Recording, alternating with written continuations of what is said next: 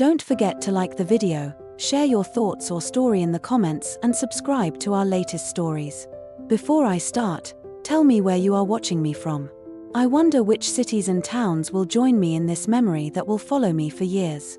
It happened on a Thursday morning, the kind that felt heavier than usual, though I couldn't say why at the time. The air outside my apartment window was still, pale sunlight spilling over the rooftops in soft streaks, and I remember thinking how quiet everything seemed. I had been working at the company for nearly 12 years, and despite the usual chaos of deadlines and endless emails, it had become a second home to me. When I arrived at the office that day, something was different. People avoided my eyes in the hallway.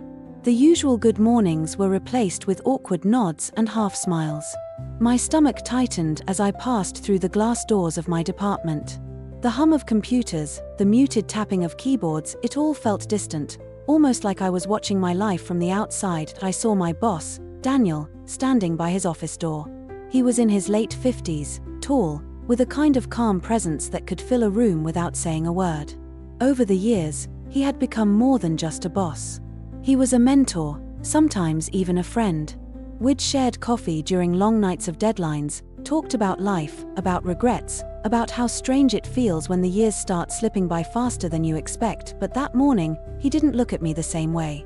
His usual calm eyes seemed clouded, and when he asked if we could talk in private, I already knew something wasn't right. Inside his office, the air was thick with the smell of coffee and old paper. Sunlight filtered through the blinds, cutting across the room in uneven stripes. He closed the door softly behind me, then stood there for a moment as if searching for the right words. I sat down, my hands resting on my lap, pretending to look composed. "Sarah," he said quietly, "you've been one of the most dedicated people on this team. You know that, right?" I nodded, unsure where he was going with it. He sighed, rubbing the back of his neck. "This isn't easy for me. The company's restructuring again. Some departments are merging, some positions are being cut, and unfortunately, yours is one of them." I stared at him, waiting for him to smile, to tell me it was a mistake, a bad joke. But he didn't. His expression stayed steady, gentle even, but unmovable. My throat tightened. "I don't understand," I managed to whisper. "After all these years." He looked down for a moment. "It wasn't my decision. Believe me, if it were up to me, things would be different." For a long moment, neither of us spoke. The sound of traffic from the street below drifted faintly through the blinds. I felt the weight of every project I'd worked on, every late night, every missed family dinner, all of it pressing down on me. When I finally stood up, my legs trembled slightly. "I guess, that's it, then." Daniel stood too. I wish there were more I could do.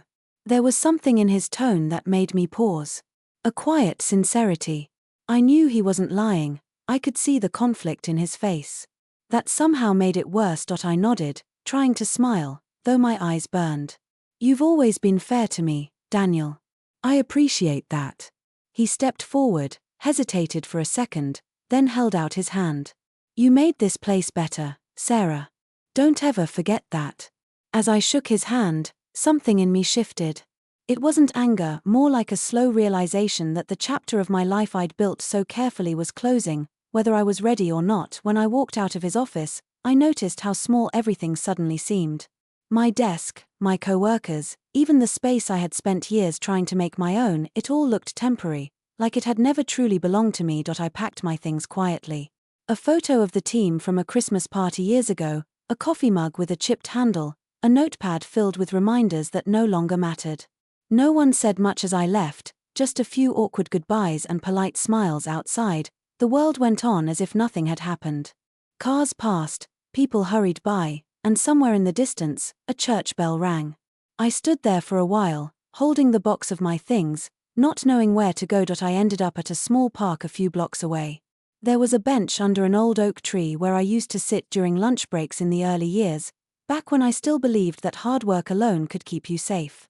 I sat there now, watching the sunlight flicker through the leaves, feeling both empty and strangely alive. It wasn't the loss of the job that hurt the most, it was the feeling of losing a piece of who I was.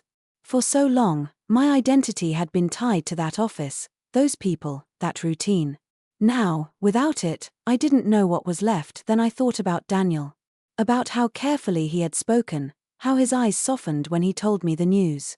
It wasn't pity I saw there, it was something else. Respect, maybe. Maybe even sadness. It made me realize something I hadn't before: sometimes endings aren't betrayals. Sometimes they're necessary. As the afternoon light deepened into gold, I took a deep breath and let it fill my lungs.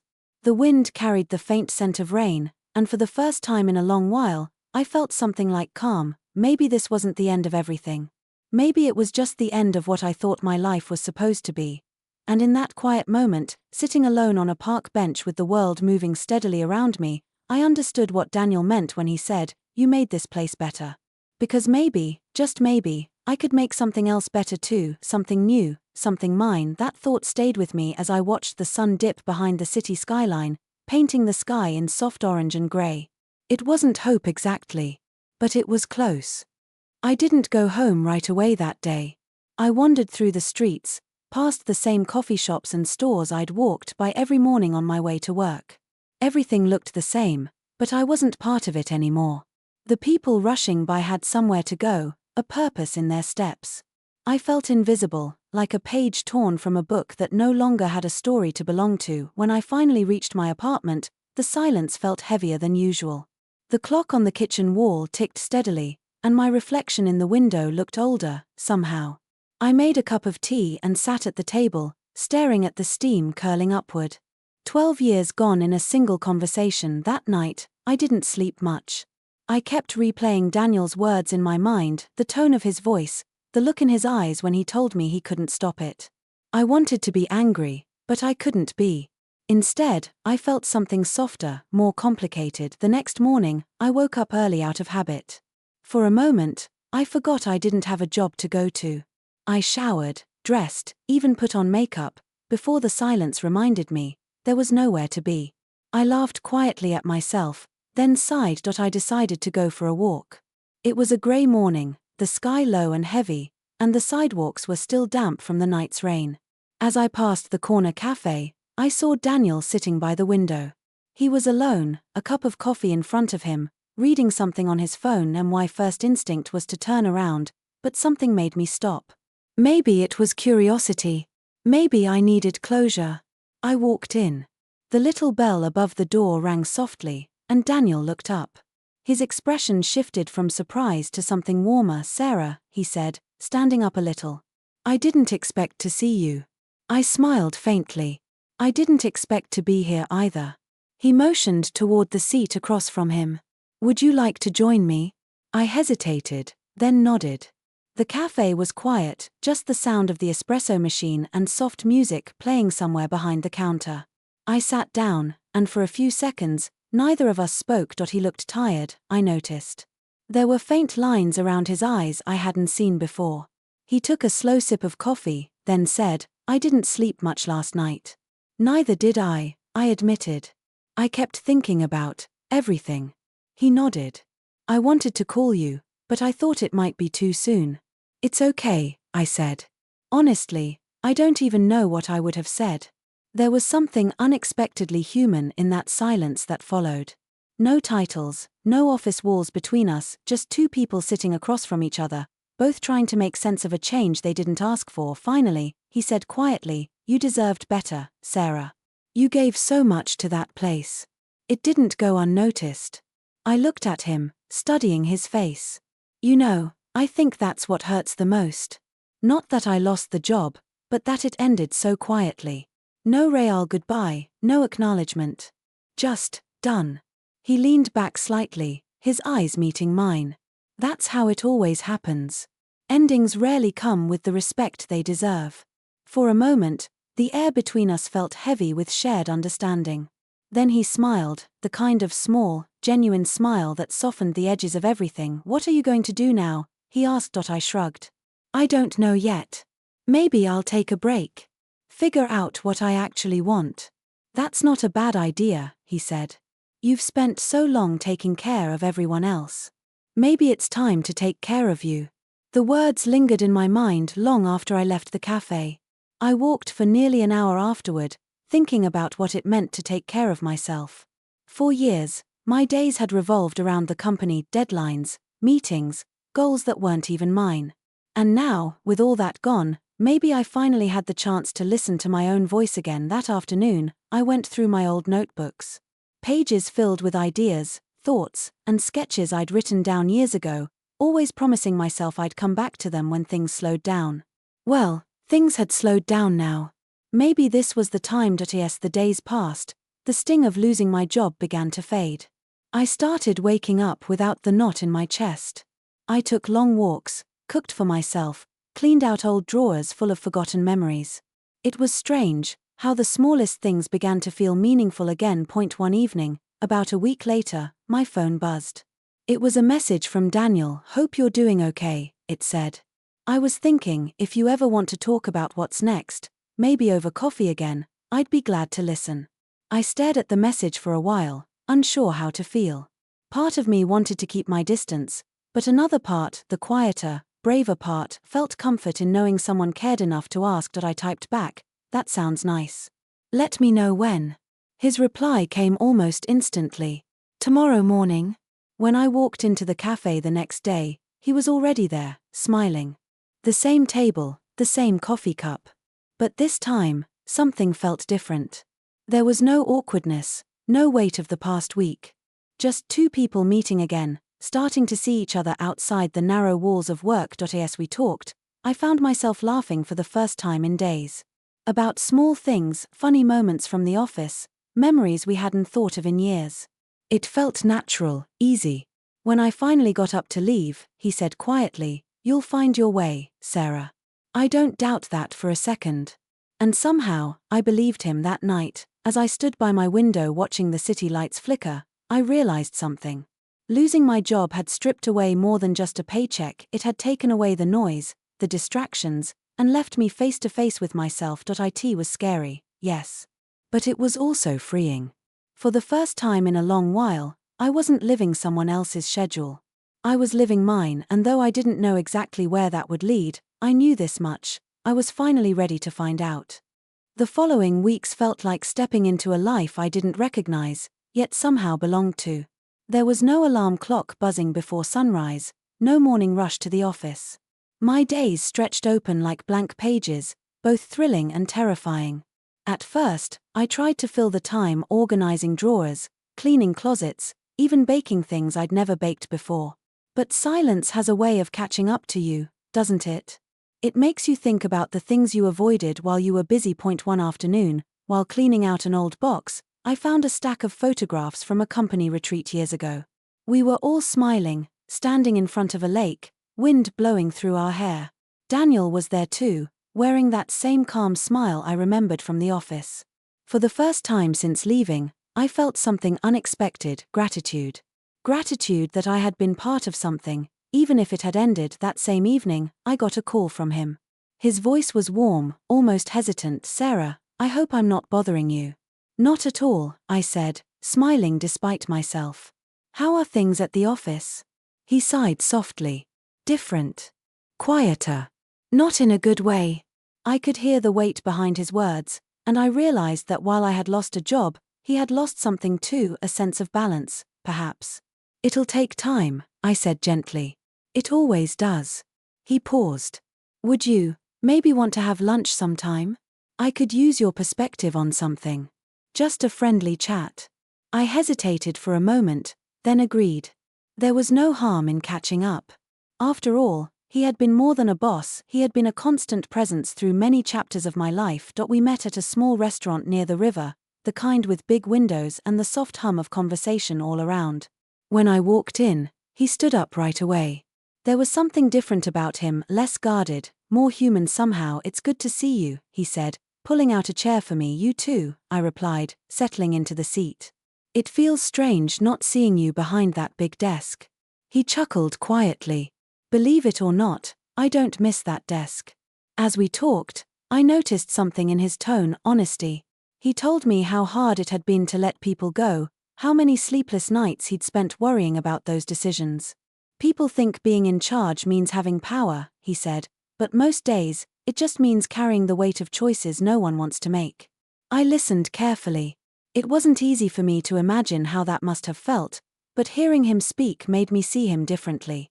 I realized he hadn't just been my boss, he was a man doing his best in a system that didn't always make sense. At one point, he looked at me and smiled softly.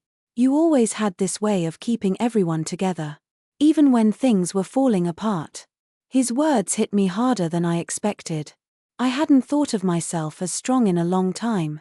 I just tried to do my part, I said quietly. Well, he replied, it mattered. More than you think. After lunch, we walked along the riverbank. The air was cool, the water glinting with light. It was the first time in a long while that I felt truly at ease. Do you ever think, he asked suddenly, that maybe getting fired was a beginning instead of an ending? I thought about it. Sometimes, I said. It's strange. Losing my job forced me to see who I was without it. And maybe I'm still figuring that out. He nodded slowly. We both are, I think. For a moment, we stood there, just watching the current move steadily downstream. There was no rush, no awkwardness. Just two people learning to breathe again after life had rearranged itself. That evening, after I got home, I felt lighter. Not because I had answers, but because I had begun to accept the uncertainty. Maybe life wasn't meant to be mapped out in perfect lines. Maybe it was meant to surprise us. Over the next few weeks, Daniel and I stayed in touch. Not every day, but often enough that it felt natural. Sometimes he'd call just to share a story from his new consulting work. Sometimes I'd send him photos of my garden or the little projects I'd started around the house. It wasn't about the past anymore, it was about connection.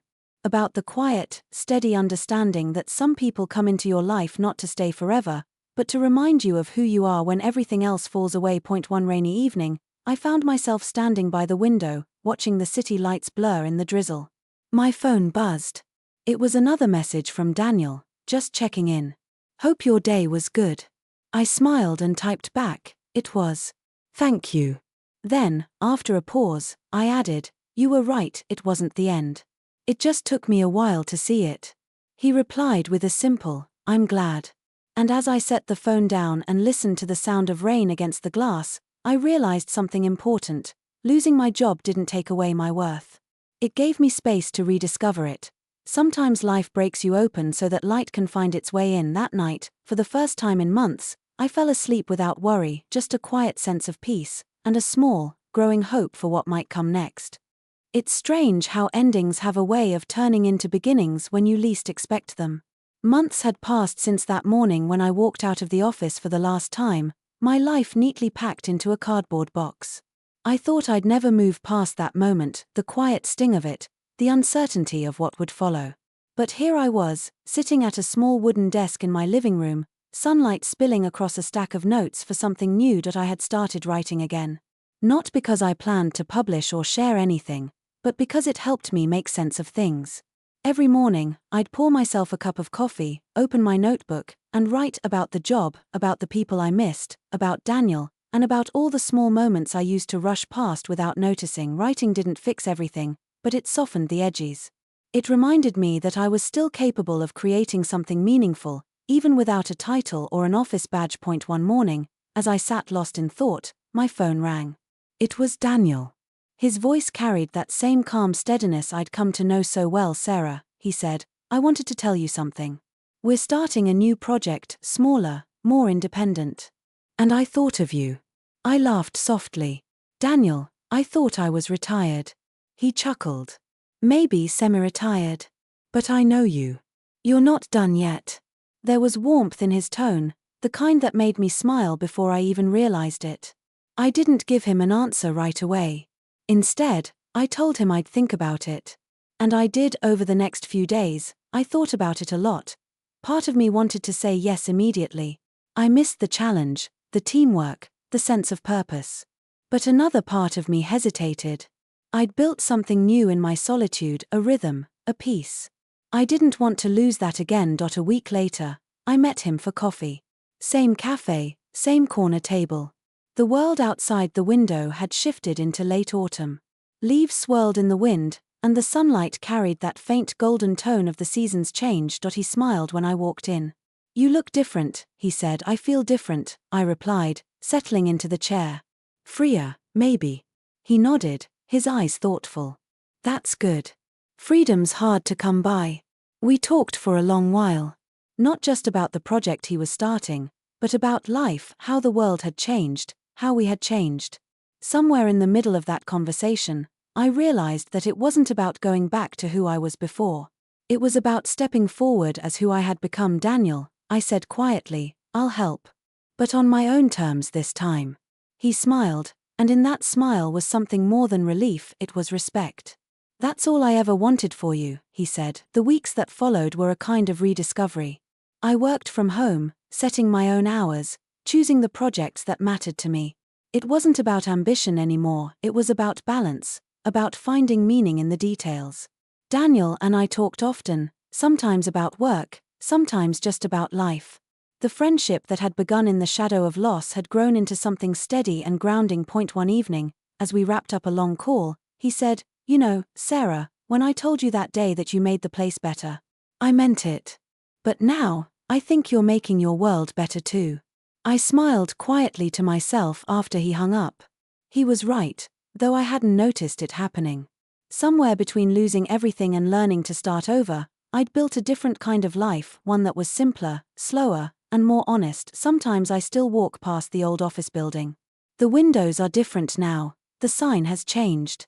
But standing there, I don't feel pain anymore. Just a quiet gratitude for everything that place taught me about resilience, about courage, and about letting go. That evening, I returned home, lit a candle on my desk, and opened my notebook again. I wrote about the day I was fired, not as a story of loss, but as a turning point.